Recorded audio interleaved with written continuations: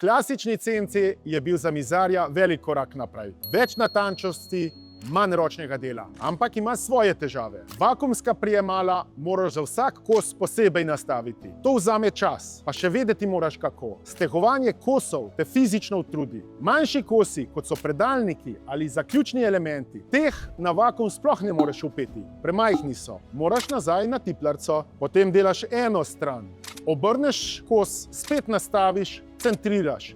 Čas kar beži. Stranke pa čakati ne želijo. Hočejo hitro in brez napak. Pretočni petstranski CNC-ji so pomagali, ja, predvsem pri vrtanju, ampak revolucija? To pa ne. Potem je prišel KDT s šeststransko hibridno tehnologijo in tu se zgodba spremeni. Hitrost je čisto druga liga. Obdelava z obeh strani v enem prehodu, brez obračanja, brez upenjanja, brez da te križ ubija. Stroj sam izmeri kos in sam napravi korekcijo. Manj napak, manj živcev. Patentirana premična miza drži kos trdno na mestu v vsakem položaju. Obdelava je natančna.